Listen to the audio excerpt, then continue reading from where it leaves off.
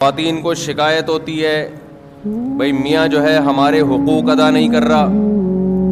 بالکل صحیح شکایت ہے. اگر وہ خرچہ نہیں دے رہا ہے, نان نفقہ نہیں اٹھا رہا ہے, جیسا خود پہنے ویسا اپنی زوجہ کو پہنائے, یعنی ویسا کا مطلب جس اسٹینڈرڈ کا لباس خود پہنتا ہے اسی اسٹینڈرڈ کا, بولو نا, اب بول نہیں رہے, دیکھا نا آپ نے, اپنے خلاف بات جا رہی ہے. بیگم کو وہی اسٹینڈرڈ.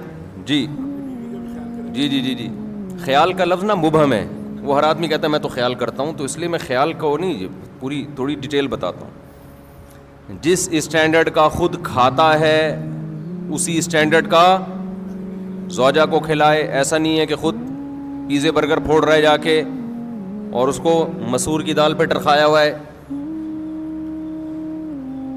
تو یہ سارا اسٹینڈرڈ, اس کا جو لیونگ اسٹینڈرڈ ہے وہ آپ کے لیول کا ہونا چاہیے, جو آپ کا اسٹینڈرڈ ہے. تو یہ ذمہ داری کس نے لگائی ہے بھائی؟ بولو نا.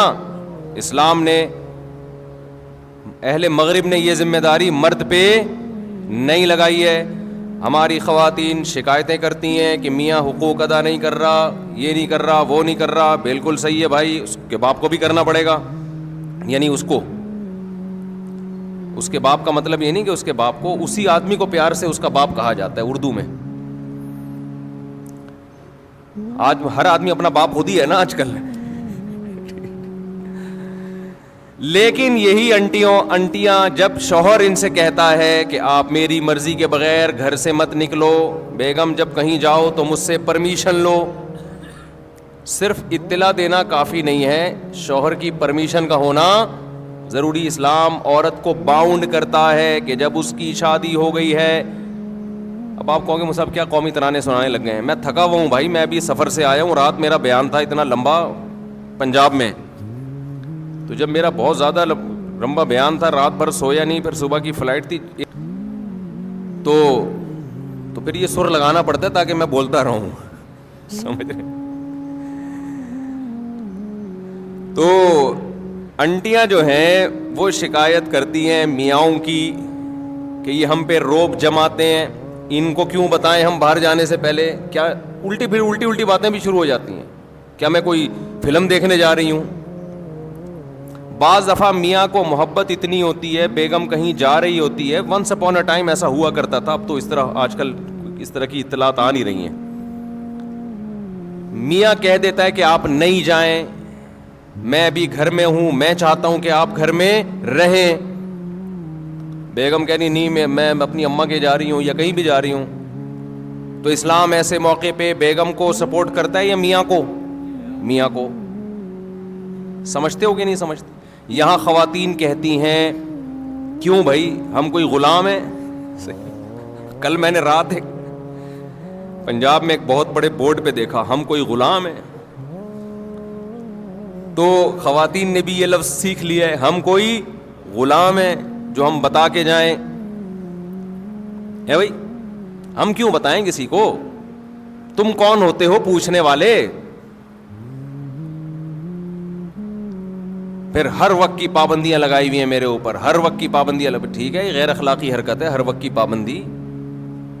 لیکن بہرحال عورت کو کیا حکم دیا جائے گا کہ وہ اس معاملے میں شوہر کی اطاعت کرے. آج کل جیسے مردوں نے حقوق ادا کرنا چھوڑ دیے تو خواتین بھی بہت ساری لبرل ہوتی جا رہی ہیں, وہ میاں کو بتانا ضروری نہیں سمجھتی. ایسے بھی کیسز آتے ہیں, میاں صاحب کہہ رہے ہیں بھائی ان سے نہیں بات کیا کرو, اس سے نہیں جی, تم کون ہوتے ہو روکنے والے؟ تو بھائی جب آپ میاں سے اپنے حقوق لے رہی ہو, کس کے نام پہ؟ اسلام اس کو پابند کر رہا ہے, سمجھ لیں آپ. اسلام کے علاوہ کسی کا باپ بھی شوہر کو پابند نہیں کر سکتا, خوب سمجھ لو. اور اسلام کی پابندی اگر نہ ہو تو کوئی بھی زوجہ کے حقوق ادا نہیں کرے گا, قانون کروا ہی نہیں سکتا. پھر یہ ٹاپک چینج ہو رہا ہے, کیا کریں یار. میں خواتین کو بتا رہا ہوں اسلام کی قدر کرو. یہ جو میاں پاکستان میں اور اسلامی ملکوں میں میاں جو خرچہ کرتے ہیں نا بیگموں کے اوپر, جو حقوق ادا کرتے ہیں, یہ اسلام کی وجہ سے کرتے ہیں, یہ گورنمنٹ کے لا کی وجہ سے نہیں کرتے. لا میں اتنی طاقت نہیں ہے کہ حقوق ادا کروا دے. گوروں نے کتنے زبردست لا بنا بنا کے مسلط کیے, انہوں نے بھی بالآخر ہتھیار ڈال دیے کہ بھئی قانون کے ذریعے شوہر عورت کے حقوق ادا کرے, یہ پاسبل نہیں ہے.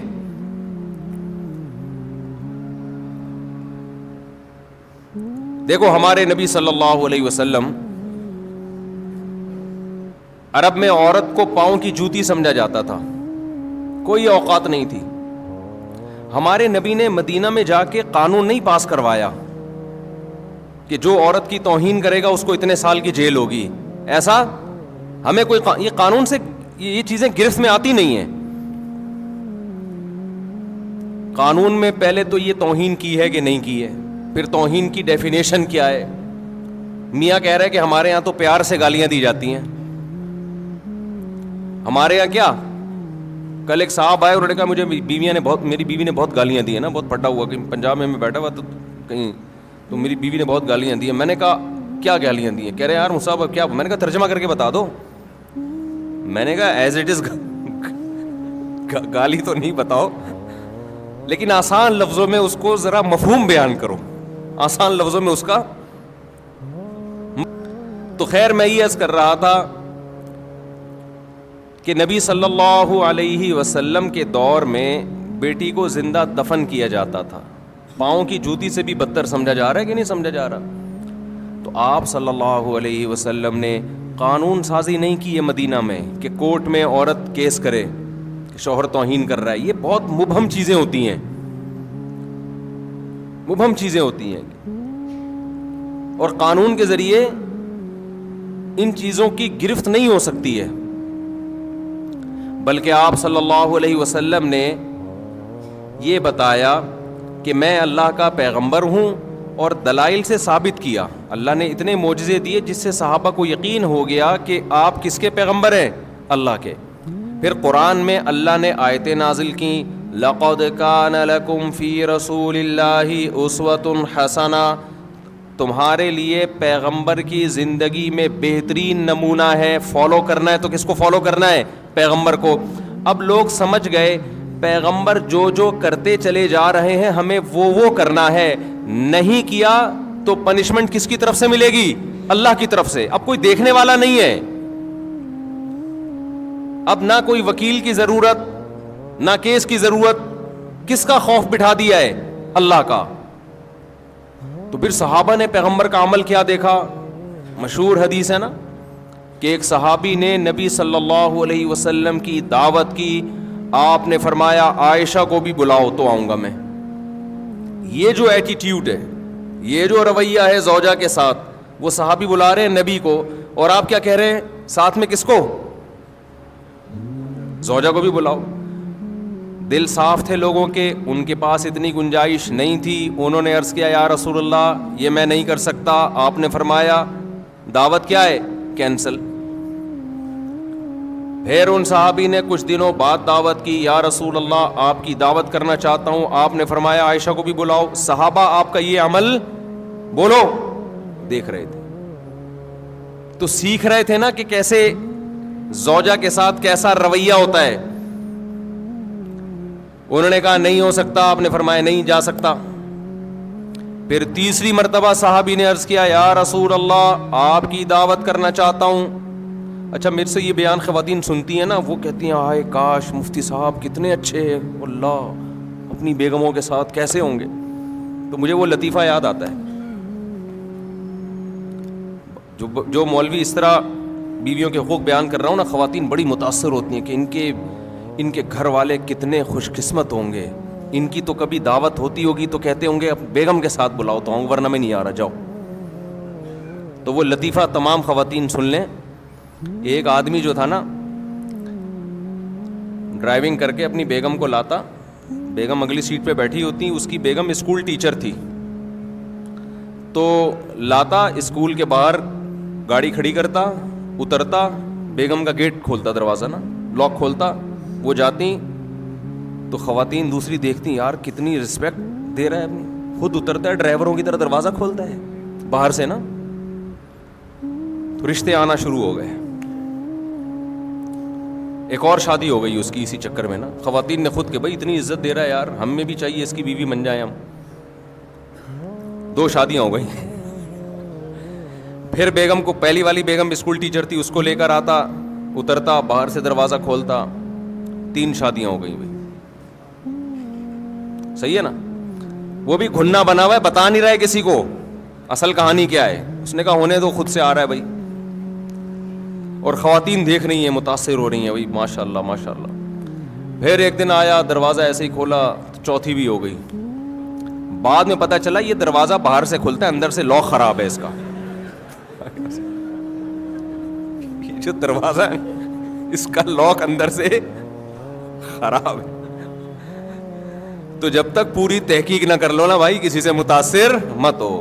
تو ضروری نہیں ہے کہ جو مولانا صاحب ممبر پہ بیٹھ کے بڑے اچھے اچھے بیانات کر رہے ہیں خود بھی اتنے اچھے ہوں, یہ کوئی ضروری نہیں ہے. اس لیے زیادہ انسپائر ہونے کی ضرورت نہیں ہے.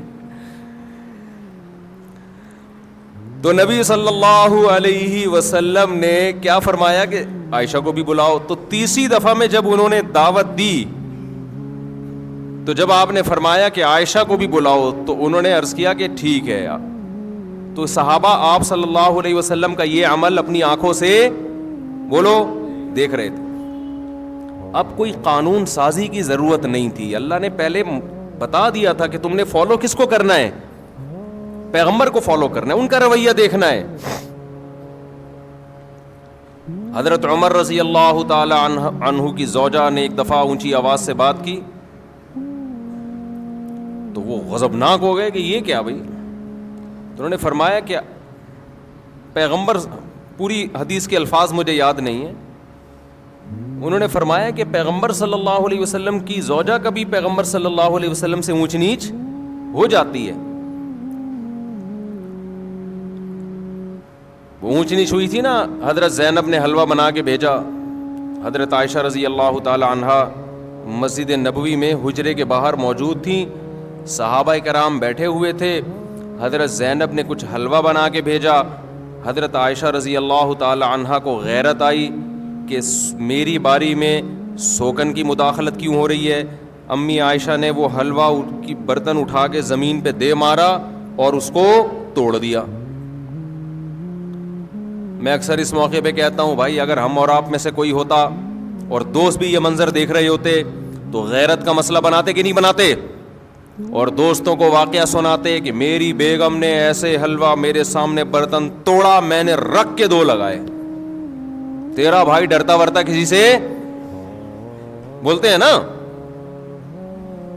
ہمارے نبی صلی اللہ علیہ وسلم نے کیا فرمایا, سید الانبیاء, آپ نے اس کی ایک اچھی لاجک پیش کی.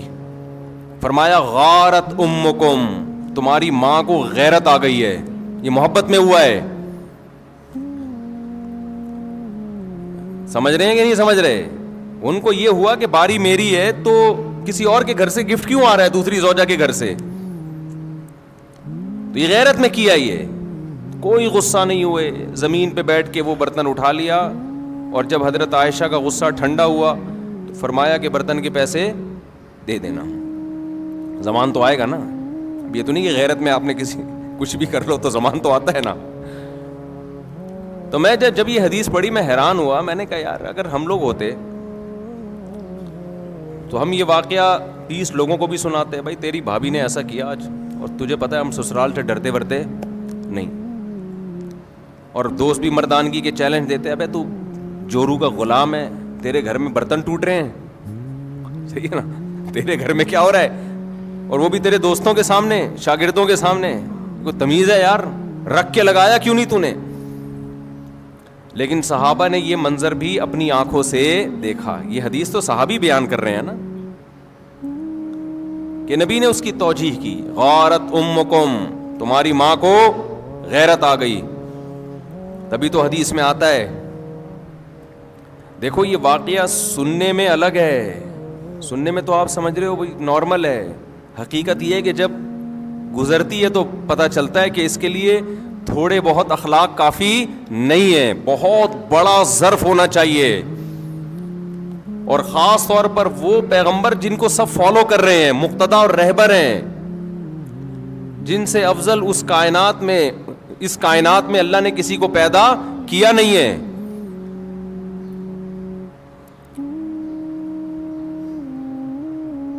تو اسی وجہ سے حدیث میں آتا ہے کہ تم میں سب سے بہتر وہ ہے جس کے اخلاق اچھے ہیں, اور آپ نے فرمایا میرے اخلاق تم میں سب سے زیادہ اچھے ہیں. اور یہ بھی آپ صلی اللہ علیہ وسلم نے فرمایا خیارکم خیارکم لأہلہ, تم میں سب سے بہتر اللہ کے نزدیک وہ ہے جو اپنے گھر والوں کے ساتھ سب سے اچھا ہے. یہاں کہ پھر وہی بات آ جاتی ہے, ہم مغربی کلچر کو فالو کر رہے ہیں, ان میں گھر والے نہیں ہوتے, ان کے ہاں سب برابر ہیں. اسلام ترجیح کس کو دیتا ہے؟ رشتوں کو. دیکھو گورا تھینک یو سے بات کرتا ہے, ہر ایک سے اس کا تھینک یو برابر ہے.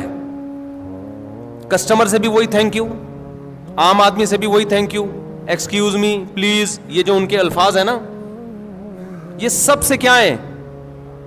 برابر ہیں. اسلام میں سب کے لیے برابر نہیں ہے. اسلام میں سب سے پہلے ماں باپ ہیں, پھر میاں بیوی ہیں, پھر بچے ہیں, بھائی بہن ہیں, یہ ہیں رشتے.